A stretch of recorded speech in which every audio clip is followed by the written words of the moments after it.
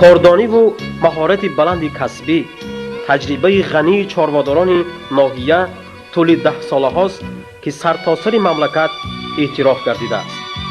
ҳамин таҷрибаи муфид буд, ки чорвадорон пасравии давраи буҳрони иқтисодиро боз дошта, тадриҷан мавқеи соҳаи муҳимро дар хоҷагии халқ барқарор мекунанд.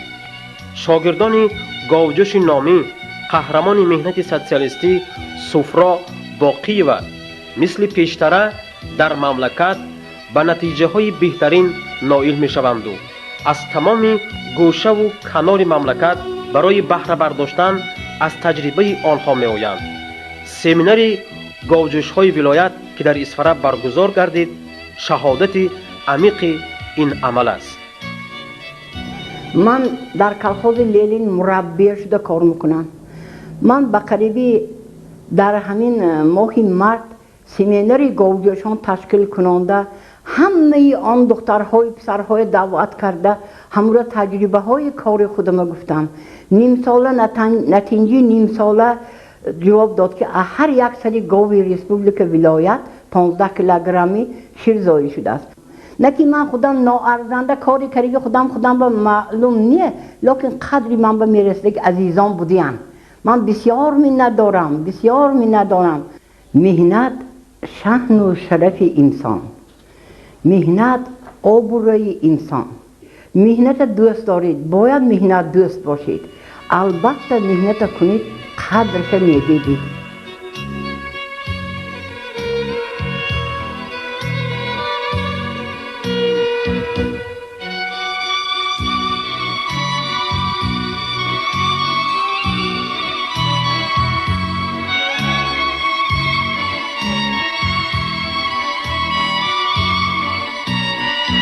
нақлиёт, алоқа, сохтмон аз соҳаҳои муҳими хоҷагии халқи ноҳия буда дар пешрафти иқтисодиёти Исфара нақши амиқ дорад. меҳнати фидокоронии бинокорон аст, ки шаҳру шаҳракҳо, деҳкадаю деҳқаҳои ноҳия хеле ободу зебо буда сол то сол симои худро тағйир медиҳад. маҳаллоти нав ба нав қомат рост мекунад. ба эътидол омадани вазъи иқтисодӣ корҳои бинокорию ободонӣ вусъати тоза меёбад. алалхусус домони ободонӣ, бунёдкорӣ, созандагӣ дар доираи тайёрӣ ба ҷашни 10-солагии истиқлолии Тоҷикистон боз ҳам васеъ гардид.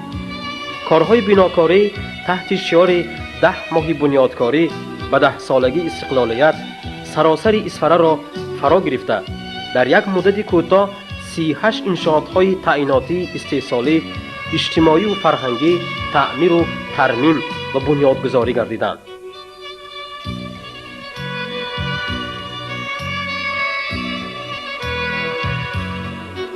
аз ҷумла кӯпруки нави дарёи Исфара, чойхона, фароғатгоҳи муҳташами маркази шаҳр, дарвозаи рамзии ноҳия дар Нифтобод, хиёбони маркази деҳаи Кӯлканд, биноҳои маркази савдои Чоркӯ, саҳнаи консертӣ дар гулбоғи Сайфи Исфарангӣ, хатҳои тозаи барқу гази табиӣ, хатҳои нави оби нӯшокӣ, биноҳои нави мактабҳо, синфхонаҳои иловагӣ, хонаҳои тозабунёди истиқоматӣ мавриди истифода қарор гирифта, осорхонаи таърихию кишваршиносӣ, коҳи фарҳанги шаҳр, беморхонаҳо тармиму таъмир шуданд. Исфара байни шаҳру ноҳияҳо ғолиби озмуни вилоятии ободонию бунёдкорӣ ба шарафи 10-солагии истиқлолияти Тоҷикистон дониста шуда, сазовори мукофоти ҳукумати вилоят гардид. дар шароити кӯҳистон роҳи мошингард воситаи асосии алоқамандии минтақаҳост. аз Исфара роҳи мошингард ба Ӯзбекистону Қирғизистон мегузарад. ҳамчунин шоҳроҳе ки қисми шимолу ҷанубии мамлакатро ба ҳам мепайвандад, аз ҳамин ҷо ибтидо мегирад. ноҳияи Исфара با جمهوری قرقیزستان 186 کیلومتر و با جمهوری ازبکستان 58 کیلومتر مرز دارد. ما حرکت کرده ایستادیم که روابطی دوستی و همکاری را با نواحی‌های همسایه‌ای نزد سرحدی ما رواج و رونق دهیم، با آنها همکاری نماییم. از آن جمله ما همکاری زیج داریم با ناحیه بادکنی ولایت بادکنی جمهوری قرقیزستان، با ناحیه سوخی ولایت فرغانی جمهوری ازبکستان و یکی از مقصدهای ما این کشادنی راه به واسطه جمهوری قرقیزستان به دیگر جمهوری ها، از آن جمله به جمهوری قزاقستان و به جمهوری روسیه. و اقدام رئیس ولایت سوخت محترم قاسم جان رهبر قاسمов اویدی کشادنی این راه به ما یک روح بلندی بخشید و ما در سال 2001 راهی اسفره بادکن را به مسافه قریب 8 کیلومتر پره از تعمیر کپیتالی برآوردیم و حاضر نیز اقدام داریم که این راه را به معیارهای بین جمهوریوی ما آماده سازیم. مقصد این همه جهد و تلاش بهداشت روزگار اهل دیار، حل مسائل اجتماعی است که ایام پیش آورده است. عمل تازه در ساحه معارف، تندرستی، فرهنگ و ورزش ادامه می‌یابد. با استفاده از سرچشمه‌های مختلف مبلغ گذاری دوام 2 سال آخر 3 بینای نوی مکتب، 98 صنفخانه‌های علاوگی بنیاد کرده شدند. حالا در اسفره برابر 82 مکتب تحصیلات همگانی که 46856 نفر طالبان تحصیل می‌کنند. کالج تکنولوژی 3 آموزشگاه کسبی تکنیکی فعالیت دارند. تشکیل لیتسه گیمنازی‌ها برای دانش عمیق برداشتن خوانندگان مساعدت می‌کند. ورزش باشد همچون واسطه تربیت جسمانی روحی اهل جامعه موقع سزاوار می‌گیرد و ورزشکاران اسفره در مسابقه‌های ولایتی و جمهوریوی با کامیابی‌های نو به نو نائل می‌شوند.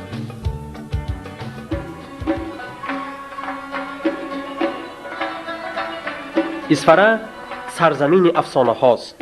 گویا در آفریدن این وادی سرسبز، این وادی محبت، طبیعت تمام قدرت و مهربانی خیش را به خرج داده دستی سخاوت گشاده است. لنگر ماهیان که خود افسانه است، نسبتش روایت ها نیز کم نیستند. قصه میکنند اسکندر که بار اینجا کوفتگی راه برآورده بود، بعد فتح جهان اینجا برگشته دولت پیری راندن را آرزو داشت. آسایشگاه زمرد باشد حسن اسفره مرز بوده، در خود طبیعت خوشمنظره، آب و هوای صاف، هنر و استعداد، مهمان نوازی و مهنت دوستی اهل سرزمین را تجسم کرده است. اگر اساس گذاری خانه استراحتی زمرد ما ارت قربانش قربانوف رو حساب نماییم، در تشکل و ترقیابی آسایشگاه زمرد خدمتی بینهایت کلانی سابق مرحوم سردختر آسایشگاه میرزا رحیم جالم را قید کردن لازم است. همه آن بناهایی که موجود هستند از طرف شرکت ساختمانی بناکار با راهبری عابد خوجا ثابتوف و در همان وقت سرمهندس و بعد سردار این اداره عبدالعزیز شیف گذرانده ساخته شده است. در سناتوری زیاده از 60 نماد معالجه استفاده برده می شود که در داخل آن بسیار عامل های طبی به مانند آب ثروت‌رود ناحیه کیمی شهر اسفره، لای کل اقسقانی ناحیه اشت، مومی کوهی، نفتالان و دیگر نمادهای استفاده برده می شود. ما با باریتون گفته میتوانیم که ما اون قدرتی که در سالهای پیش داشتیم با او صاحب گشتیم و همه اهل جامعه مهنت حرکتی آن را دارد که به خلق جمهوری ما خدمت صافدلانه نماید. آنها در اینجا آمده سلامتی خود را برقرار کرده برای نفع وطن ما خدمت نماید. آره، در هر خشت بناهای زمرد، در هر گل و بوته و گلباغ آن، گرمی دستان بناکاران و باغبانهای اسفره احساس می شود. چایخانه سینا باشد بر حق نمونه صنعت والای هنرمندان اسفره بوده. یادگاری معماری عالی است برای فردا، برای تاریخ، برای نسل آینده.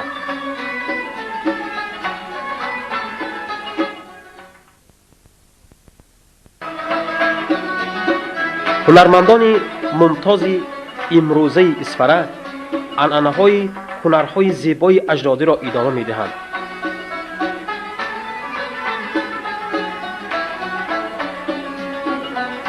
ده‌ها بناهای با اصول معماری خاصه دنیا یافته اسفره دیگر مناطق جمهوری و خارج کشور محصول دستان معماران، دوریدگران، نجاران، نقاشان و کندکاران، رسامان و گچکاران اسفرگی است که هر بیننده را مفتون می‌سازد. حاضر 3 پسر 7 نیبره کار کرد. من سال 2000 سال من باز دوشنبه بردن چایخانه راحت من ساخته شدیم. هم نقاشی، کندکاری، نجاره همشه کدام ما کردیم. ما بین همین کارنده نزدیک 30 کس ما کار کردیم. همش شاگردا 7 نیبره 3 پسر. سال 1 سپتامبر ما کار تمام کرده. پسر گرام ماندن هنرمند همین خیلی که عشقباز باشید اگر همه کار شده همه گیته است. هنر کلاهگری در اسفره تاریخ 100 ساله ها داشته، از نسل به نسل می‌گذرد.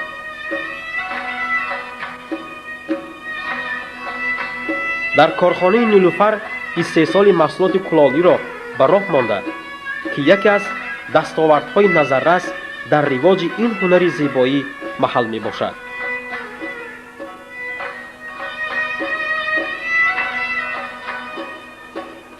جوانان با هوس از استادان سر هنر زیبا، سر دست آباد می آموزند. طبیعت روح بخش و الهام بخش اسفره باشد که چون مکان مردم ایجادکار و با استعداد اعتبار دارد. شاعر هم بیهوده نفرموده که من آمدم بر اسفره افزرده جان و بیفره، رفتم از اینجا شیر مست مانند آهو بره. من آمدم از شاعری دل مانده و دل خسته، دیدم هزاران منظره هر منظره شعری سره. نکهت آید معطر از گلستان تو باز، در خیالم تازه گردد عالم با سوز و ساز. صوت آهنگی دلاشوبی به گوشم میرسد، در فضایت اسفره شهری بزیب و دلنواز. گر دلم دارد غبار خانه هم در خاک تو، میپرد غم از نهادم در زمین پاک تو. آشیان شاعران و حافظان اسفره، میفزاید هر نفس ها شهره بیباک تو. سالهای طولانی میراث پرمایه و گرانقدر نیاگان با ذکاوت، خردمند و پرهنرمان شش مقام در اسفره اعتبار خاصه دارد و با شرافت هنر والای رامشگر ممتاز، وارث سزاوار استادان شهرتیار شش مقام، زیباپری و عمر حافظ، هنرپیشه شایسته تاجیکستان شادروان میرزا قربان صالحوف سبک تازه یافت با نام سبک اسفره. شبم قربانتی میرزای قربان، که با سحر هنر احیا کنیم به خود آری و می آری مرا تو. در این دنیای بی پروای خودبین. نوای تو زبان ملت من، زبان شیرین و شیوای رنگین.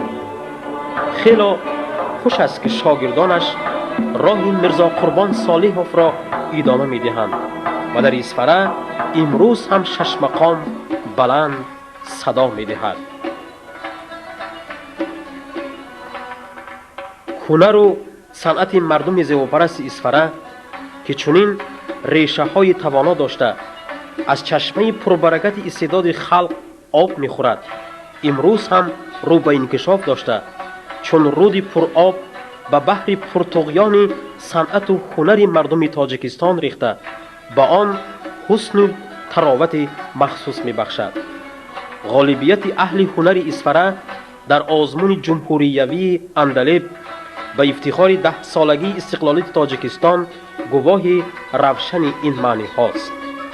بسیار استعدادهای جوان اسفره که نیرو از میراث بای نیاگان و الهام از طبیعت افسانوی اسفره میگیرند، امروز سرتاسر کشور شناخته شده برای غنی گردیدن فرهنگ معاصر حصه گذاری میکنند. ما همه روزه از تلاش پرزیدنت کشور محترم امامعلی شریف رحمانوف را، رئیس ولایت سوخت محترم قاسم جان رهبر قاسموف را برای آبادانی کشور، برای بلند برداشتن سطح زندگی مردم آن از نزدیک درک می‌نماییم. اسفره همچون یک پاره زیبای جمهوری صاحب استقلالمان البته در این کار خیر و ندید سهمگذاری خواهد کرد.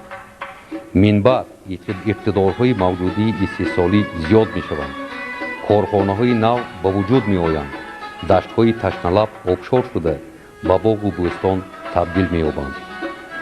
آرزوی مردم شریفمان زیر آسمان صلح و وحدت جامعه عمل خواهد پوشید. در عرفیت میگویند که مهمان عطای خداست، وی با تشریف خود به خاندان میزبان رزق و روزی میآورد. اسفره ما از ازل قدمجوی مهمانان است. بی سبب نیست که این مکان را پیرها نظر کردن میگویند. یکی از سبب‌های پیشرفت اسفره محض عزت و اکرام بلندی مهمانان میباشد. با دعای پیران و از فیض قدم دوستان اسفره ما را انشاءالله آینده بزرگ در پیش است. اسفره مهدی عزیزانی هنر، محضری دلهای سوزانی هنر، شهری گلها شهری گل افزای ما، گل به سر گل بر گریبانی هنر. گر بخارا خاندش عبدالسمیه، خاند اسرائیل سرافشانی دیگر. گر بخارا خاندش عبدالسمیه، خاند اسرائیل سرافشانی دیگر.